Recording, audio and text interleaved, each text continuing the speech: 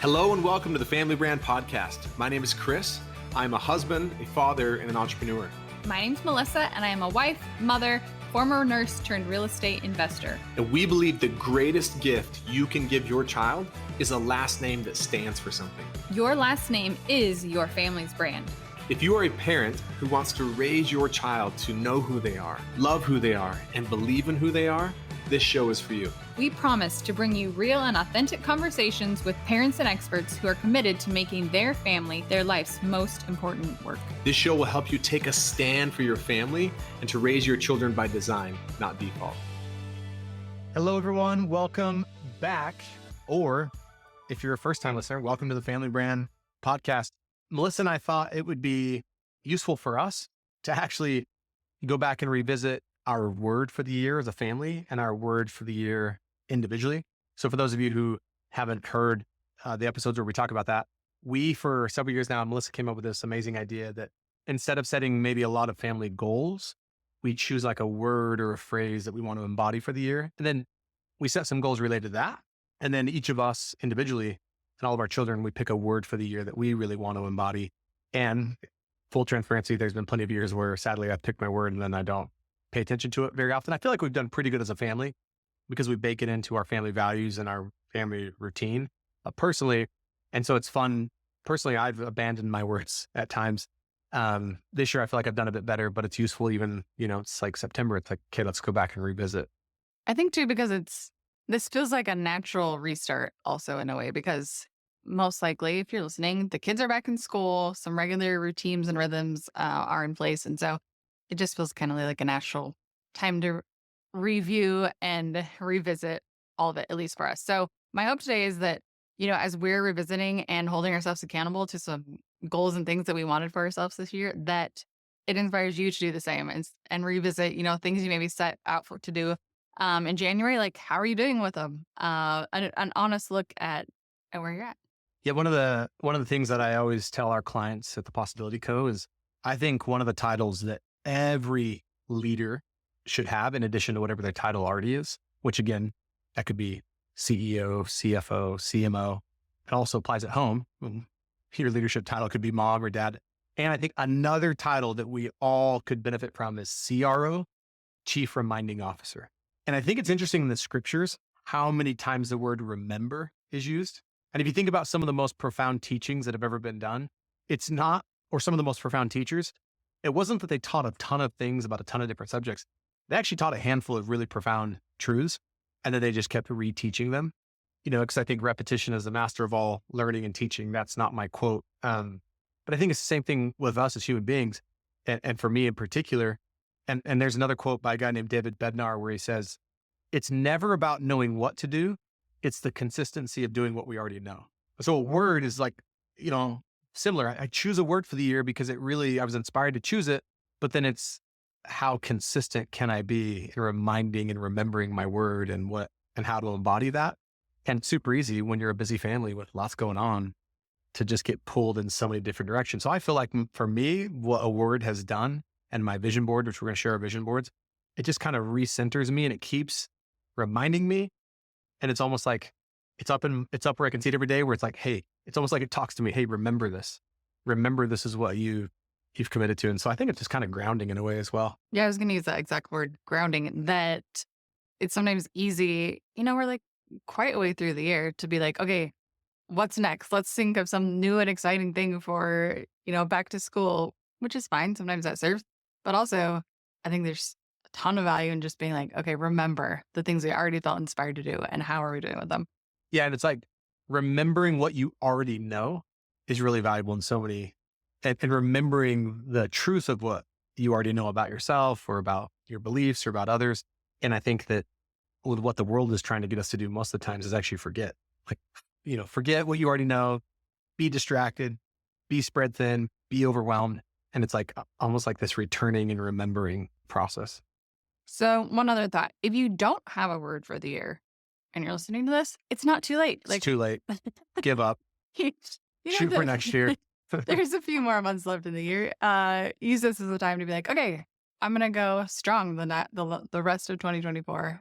Where do I want to go? What do I want to do? No, I was joking about that. As we've had families who kind of find out what we do at the year end where we choose our word for the year, and they stumble across that episode on the podcast or hear about it in like October. We've had families reach out to us, say, hey, we chose a word for the year. Like, and it still has really served us. So yeah, it's never too late. Okay, so we actually have our vision boards in studio. I took them off the wall and brought them downstairs. And so I'm imagining we'll to go over our words for the year and then just some of the things on it and see authentically, how are we doing? You go first. Okay. So this is my vision board. It might look a little funny if you're watching. I don't know if the words read backwards, but my word for the year is grow. And so to back up a little bit, we teach this process of how to maybe arrive at a word where you just kind of reflect on what worked for you last year, what didn't work, some of the highs, some of the lows, what's important to you this next year. And sometimes I've chosen a word that was very practical, meaning the word necessarily wasn't practical, but the approach of how I arrived there, it was just like, oh, 1 + 1 = 2. This makes sense based on last year and where I want to go. Other years, a word is just called to me like intuitively, like this is your word. And that's what my word was this year, grow. I literally was flipping through magazines and every page was like, grow, grow, growth, grow. And it's been so amazing, maybe more than any other year, to see how this word and, like have all these things happen because of the word, or did the word create the things or the things create the word? Like, I don't know. So my word has grown. My company has grown more than it's ever grown by far. The amount of team members inside of our company, the possibility has grown more than it ever has by far. As a result of that, I've been challenged, I feel like, in my leadership and made a lot of mistakes and been forced to grow. And I had never even really truly connected the dots on this till just now. And it wasn't just my idea, but some of the amazing team members that we have at the Possibility Co., we decided to kind of reposition our company as a growth agency. And we now refer to ourselves as growth partners. You just now made that connection. Yeah. That's cool. Yeah. And we tell people, like, we want to partner with you in your growth. I even have the word grow. You probably can't see it as a screensaver, like in the background on my phone, that my daughter Ivy made. That's awesome. And yeah, it just reminds me, another thing that also was kind of intuitive is I was thinking like, okay, there's a lot of growth that's going to happen in one way or another. And I know myself that I could get probably really overwhelmed and really constrained. So I also had this and take it in stride. And I knew we were building our home this year. So it's like, yeah, lots of growth. And don't forget to take it in stride. I have on here, enjoy the ride, cultivating new ground. That to me was around growth and also, building a house.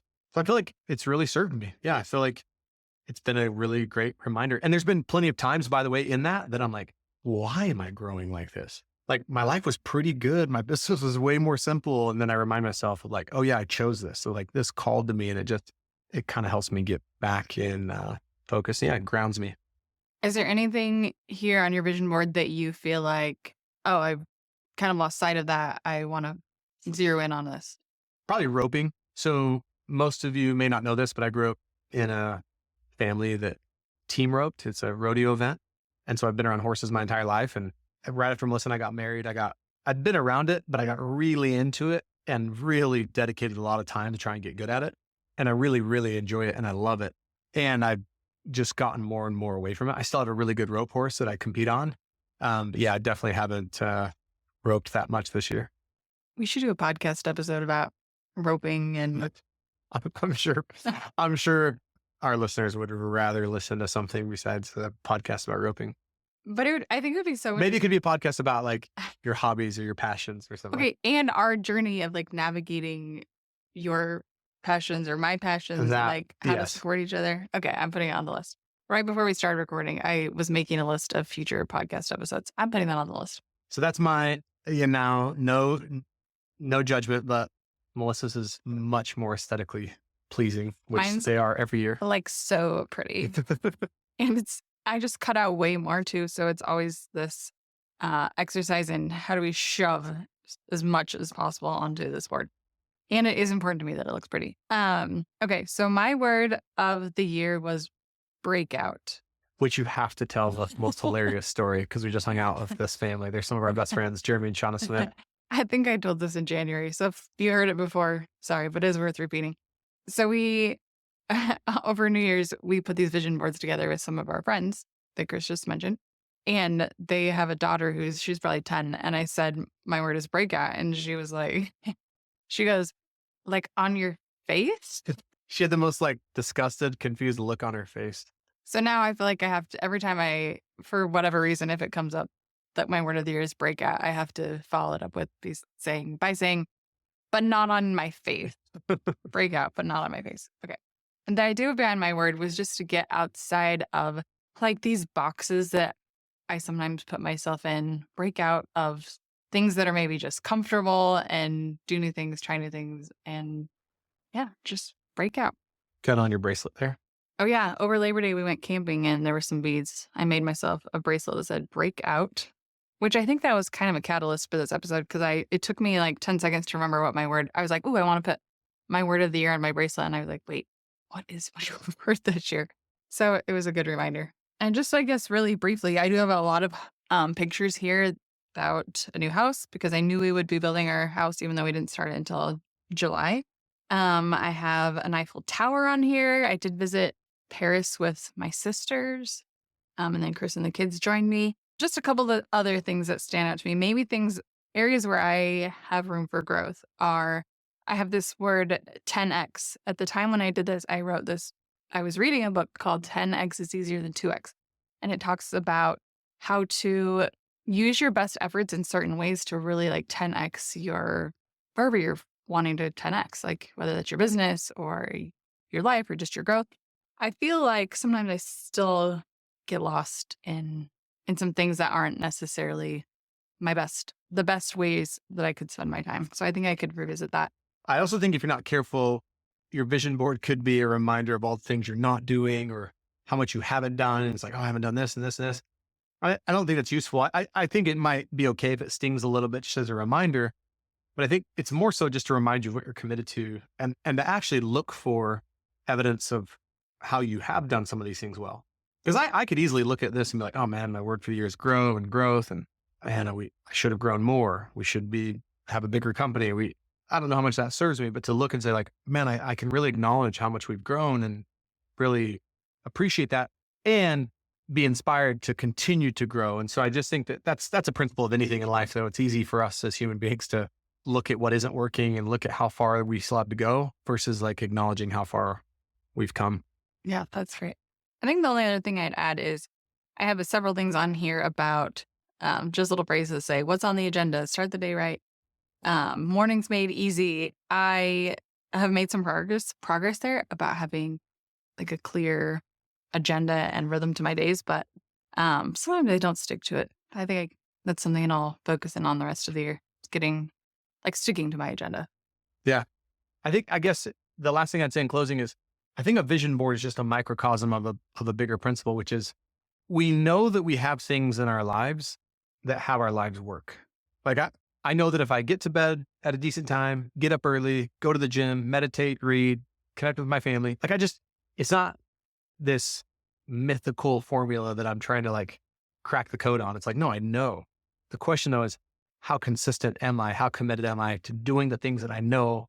And so a vision board is kind of an example of like, these are the things these are some of the things I'm committed to and how much do I revisit this? But I think it's this bigger conversation around, my life oftentimes gets complicated, but it's only because I make it complicated versus just sticking to what I know is important, what I've already decided and just how, remembering that. But I am a huge believer in having a word. I'm a huge believer in getting it visual on a vision board. I'll add this, is that Chris, last night he spoke to a group of individuals that are in recovery. His sister, Kristen, who we have had on the podcast before, she does this super cool like reentry program, and she's invited Chris to speak a couple times, and the men in her program like love Chris. But and he's making like such a huge difference for them too. And it's interesting, I didn't intend for this, but that's basically the exact conversation you had with them last night too. And so I think this is just universal humanness. No matter where you are in life, is this conversation of like, what are the ingredients that I know make my life work, and am I committed to following through? So maybe that is the challenge we'll leave with you this week. Revisiting your vision board if you haven't, and revisiting like, okay, what are the ingredients that I know make my life work, and how can I get better at following those things so that I can live a more happy, fulfilled life. Thank you so much for listening to the Family Brand Podcast. To say thank you, we have something really awesome we'd love to share with you. We often hear from families who will tell us that they just feel so overwhelmed because of the demands that are placed on them. They feel like they're constantly being pulled in so many different directions and spread thin, and they're spending time as a family, but they don't feel like it's quality time. They're not really connected, and they want to be more intentional. And we can certainly relate because we felt like that at one point in our family. And so we created a guide that allowed us to really be more confident around how we spend time as a family and what we say yes to and what we say no to. And it's just brought so much more peace into our home. It's made our lives so much more simple.